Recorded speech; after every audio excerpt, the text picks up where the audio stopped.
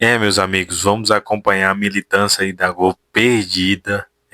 O pontual, que é o setorista lá dos Estados Unidos, fica lá nos Estados Unidos acompanhando a notícia lá diretamente, detonou com a narrativa que estava sendo criada aqui entre eles e falou que os Estados Unidos e o Marco Rubio, essa negociação que o Brasil se diz estar fazendo, não tem nada andando para frente. Olha só o que ele falou, olha só, vamos acompanhar ele mesmo falando. Militar sobre o Maduro e o secretário de Estado Marco Rubio está com as mãos cheias de problemas prioritários. E o Brasil não é prioridade, os Estados Unidos não têm nenhuma pressa em resolver essa questão.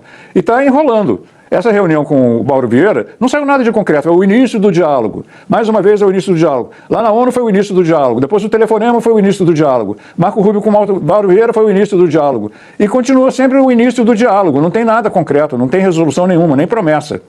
E os Estados Unidos fazem negociações, o Trump, né, faz negociações em que ele quer ganhar alguma coisa. O que o Brasil está disposto a oferecer? Terras raras é uma questão para o futuro, porque até o Brasil ser capaz de explorar e beneficiar, refinar terras raras, vai levar muitos anos. A China levou muitos anos até conseguir o monopólio que detém hoje. E não vai ser fácil. E a China está controlando. Meus amigos, como vocês podem ver, é narrativa em cima de narrativa. Vamos continuar acompanhando aí. Esse debate está sensacional, mas antes eu queria pedir você que está assistindo, já deixa o seu like aqui, deixe seu comentário também quando finalizar de assistir esse vídeo, se inscreva no canal se você não for inscrito, apoie esse canal direito. Vamos continuar assistindo, esse vídeo está sensacional. Vem ali para falar, né? Inclusive para ser mais questionado, com mais tempo. O que você conseguiu descobrir?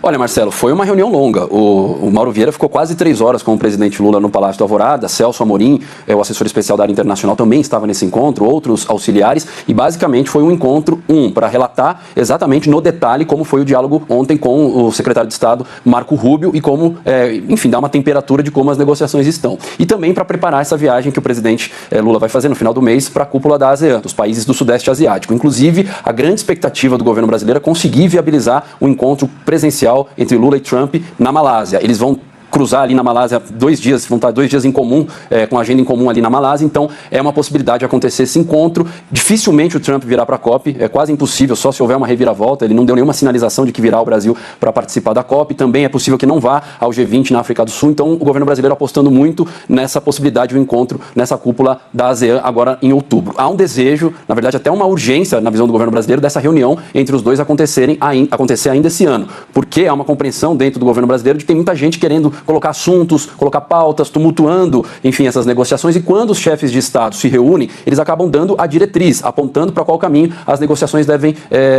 andar, né? Por enquanto, o governo brasileiro está muito otimista, porque nenhuma pauta ideológica, nenhuma pauta política foi colocada na mesa de negociação. O Marco Rubio, que a gente sabe que é alguém muito anti-esquerda, alguém que tem uma interlocução, né, pelo menos algumas figuras do Departamento de Estado têm uma interlocução com o bolsonarismo, tinha um receio dele colocar a questão do processo do Bolsonaro na mesa de negociação, mas isso não apareceu. E agora as negociações elas vão correr em 2 trilhos separados. Você tem um trilho de nível técnico, os diplomatas indo mais na minúcia do que vai ser negociado, o Brasil tentando acabar com essa sobretaxa de 50% em cima dos produtos brasileiros, tentando fazer com que os americanos recuem nas sanções contra as autoridades, e do lado americano ainda não há uma clareza do que eles vão pedir. O Brasil acredita que eles vão colocar em discussão a regulamentação das Big Techs. É uma aposta, e inclusive tem projeto já andando no Congresso Nacional, com relator escolhido, projeto que trata da regulação econômica das Big Techs. Esse é um ponto importante. Tem a questão das terras raras, exploração das terras raras, mas ainda não há um sinal claro do que eles vão colocar ali na mesa de negociação, mas há essa urgência em ter essa reunião logo entre Lula e Donald Trump, e daqui a pouco eu vou falar, quando a gente entrar no tópico Venezuela, como o presidente Lula quer abordar isso com o presidente norte-americano. Antes de ouvir o Joel, se eu só colocar aqui 2 elementos dessa história que eu também consegui apurar, que a gente sempre falava ali, né, que o Lula diz, não dá para misturar a questão econômica com a questão política, com a questão de sanções, a gente tem que deixar muito claro. E aí diz que ficou acertado também nessa conversa ontem lá, que a questão política vai ser tratada entre o Rubio e o Mauro Vieira. E a questão sobre tarifas, aí vai com a USTR, que é o órgão dos Estados Unidos que cuida isso para o mundo inteiro, só que não estava, nesse caso, olhando muito para o Brasil. Então, assim, agora pode ser que é uma divisão. O que é a sanção, né? Não se falou em Bolsonaro, não se falou em Alexandre de Moraes, mas fica ali entre os presidentes e seus principais assessores. Agora, o que é questão técnica e econômica, vai para lá. E aí entra em jogo também o vice-presidente da República, que é o cara que está cuidando dessa história aqui, de argumentar, dizer que não tem essa história de que a gente vende muito mais do que compra, dos Estados Unidos e tudo mais. Mas, Joel, você quer dar uma olhada também quando a gente vê o que Eduardo Bolsonaro e seus aliados têm dito nos últimos dias? Inclusive ontem gravaram um vídeo, ontem não, né? Acho que foi, hoje é sexta, foi na quarta-feira, desejando boa sorte para o Mauro Vieira, meio que debochando de como seria esse encontro. Pois é, Marcelo, desde o início, desde a primeira breve conversa entre Trump e Lula, você tem duas correntes narrativas aqui, né? Uma mais alinhada, digamos assim, ao governo, que diz, olha, provavelmente todos os problemas que os Estados Unidos tinha com o Brasil, tudo isso vai ser superado, o Trump já esqueceu do Bolsonaro, já não está mais nem aí para isso, agora a gente vai ter a relação em novos termos e o Brasil vai acabar com o tarifaço e com as sanções. Essa é uma visão mais otimista do lado do governo. E do outro, a visão do Eduardo Bolsonaro, mais, digamos assim, pessimista quanto a isso, dizendo, olha, vocês estão muito iludidos, não vai mudar absolutamente nada. Nessa conversa com o Marco Rubio era só para reafirmar que, no fundo, é inegociável para eles a questão da opressão judicial, isso aí não vai mudar, o Brasil não vai fazer avanço nenhum. Muito em breve a gente vai descobrir qual dessas estava certa, né? Se é que uma delas estava totalmente certa. Pode perfeitamente acontecer algo um pouco no meio do caminho também, que, por exemplo, você tem algum avanço na questão tarifária comercial, mesmo porque o Trump tem interesse na redução da inflação. Ele tem dado declarações de que está elaborando um plano para reduzir o preço da carne, que é um dos grandes itens aqui em dúvida no tarifaço brasileiro. Você pode ser que aconteça avanços claros na questão comercial tarifária, Brasil e Estados Unidos, mas que a parte mais política, de sanções, seja visando Bolsonaro, seja visando a relação com as Big Techs, que ainda não fique totalmente resolvida. É uma possibilidade também. Até agora, o que a gente tem, pelos poucos elementos que a gente tem, o que dá para dizer? Olha, partiu dos Estados Unidos, toda essa possibilidade de conversa, encontro, elogio com o Lula, designação da conversa entre Marco Rubio e Mauro Vieira, conversa que vai acontecer muito em breve, talvez na Malásia, talvez em outra circunstância, entre Lula e Trump. Se tudo isso parte dos Estados Unidos, provavelmente não é para deixar tudo como está, é para mudar alguma coisa, né? Mas qual vai ser o tamanho dessa mudança? Isso o tempo dirá, mas fica cada vez mais difícil acreditar na versão do Eduardo Bolsonaro de que não, faz tudo parte do plano, não mudou absolutamente nada. Basta lembrar que faz tempo que o Trump nem menciona o Bolsonaro. Diga, Demétrio. Não, talvez, e apenas talvez, o governo Trump comece a se dar conta dos problemas econômicos e geopolíticos associados à farra tarifária do presidente dos Estados Unidos. Problemas econômicos, que é inflação, particularmente em alguns setores muito mais impactados, né? No caso das tarifas para o Brasil, café, carne, setores assim. Isso corrói a popularidade de Trump. E o problema geopolítico principal. O problema geopolítico principal é que, com as tarifas sobre o Brasil, o que os Estados Unidos estão fazendo é empurrar o Brasil para o colo da China. Não é que o mundo entrou em guerra tarifária. O mundo continua fazendo comércio e se afasta dos Estados Unidos. E no caso do Brasil, se aproxima ainda mais da China, se torna mais dependente da China no plano comercial e, portanto, no plano dos investimentos também. Isso não é bom para os Estados Unidos do ponto de vista estratégico. Ô, Pontual, quero te ouvir com a visão daí para cá agora.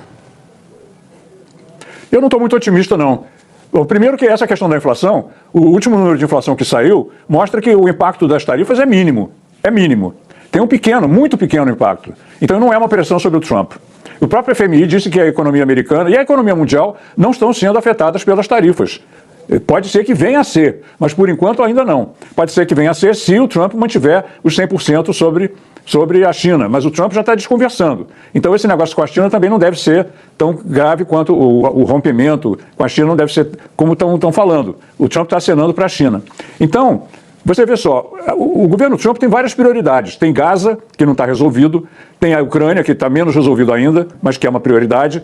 Tem a Venezuela, que eles resolveram fazer o que parece ser uma pressão militar sobre o Maduro. E o secretário de Estado, Marco Rubio, está com as mãos cheias de problemas prioritários.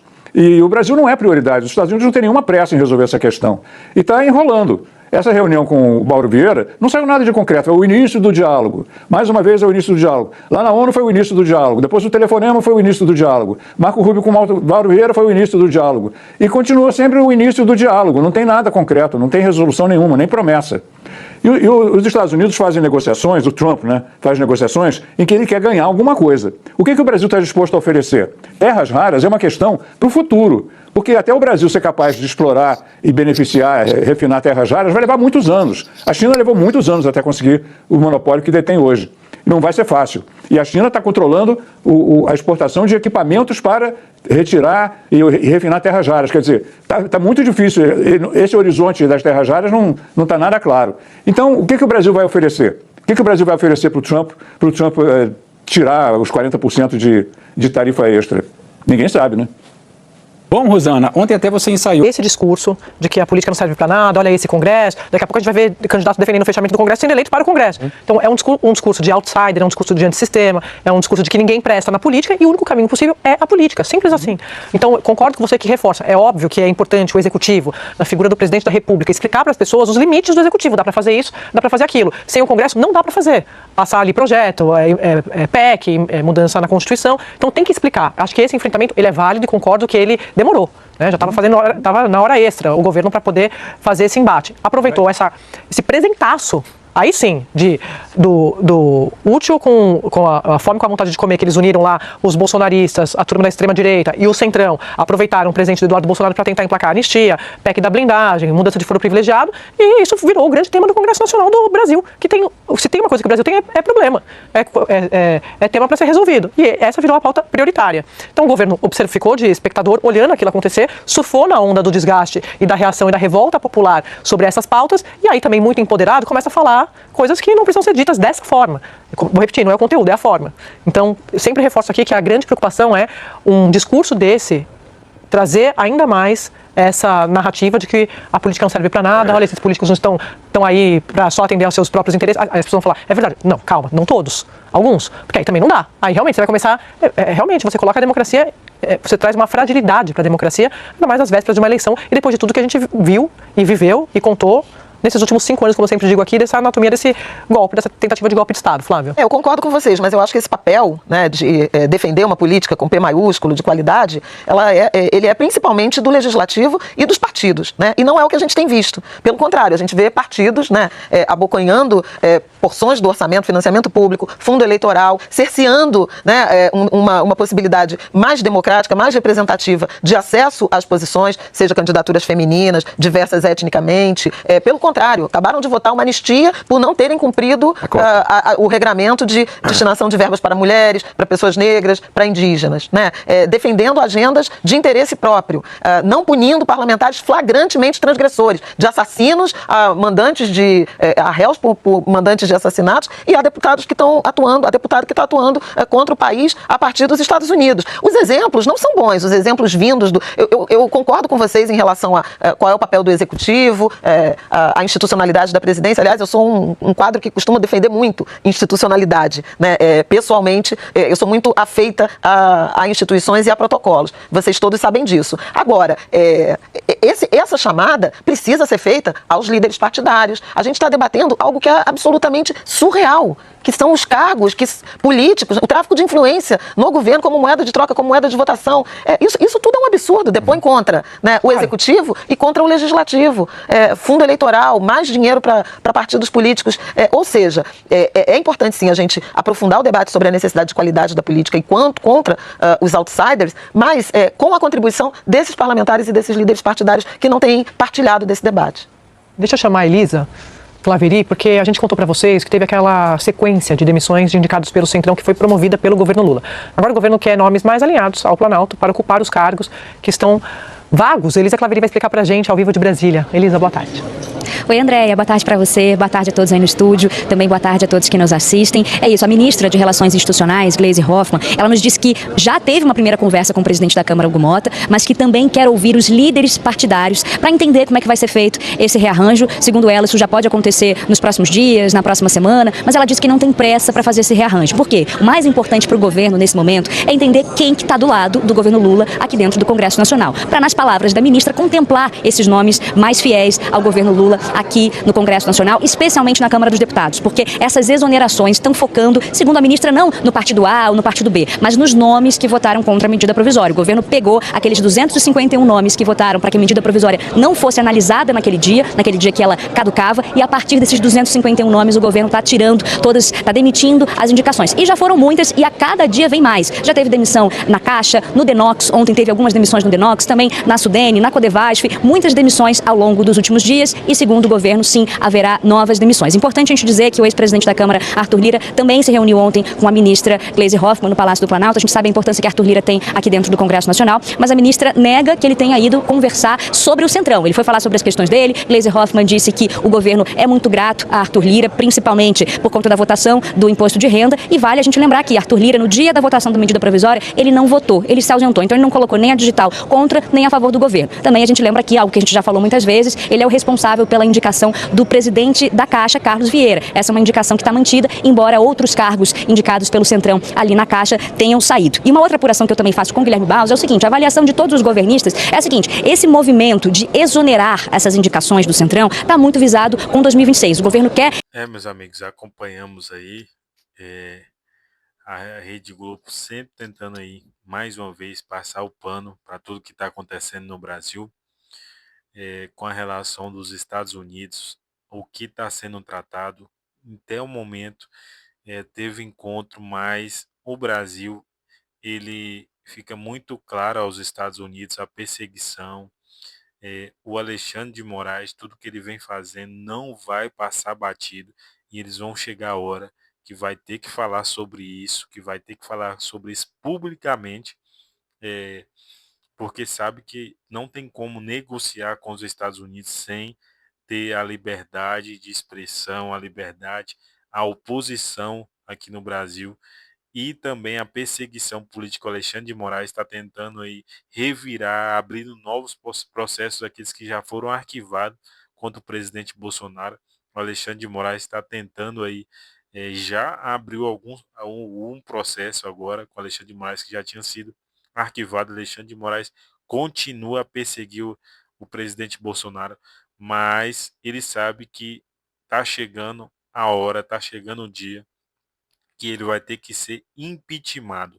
Isso vai ficar muito claro a partir das negociações, e os Estados Unidos não vai abrir mão disso, não vai abrir mão de ter o perseguidor do Alexandre de Moraes, o ditador de toga do Alexandre de Moraes, devidamente punido por tudo que ele está fazendo contra a nação brasileira, contra a direita brasileira, por tudo que ele está fazendo.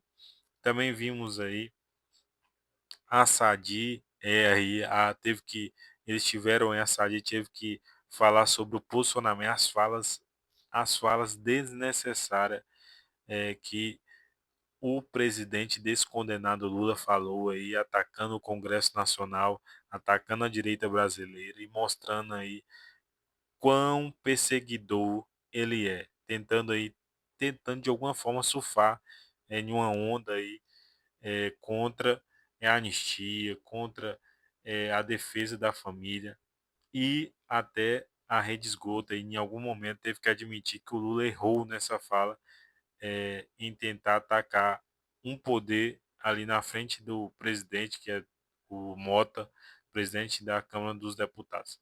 Galera, se você está assistindo esse vídeo e não é inscrito no nosso canal, se inscreva no nosso canal, deixa aqui o seu like, é muito importante. Tamo junto e até o próximo vídeo.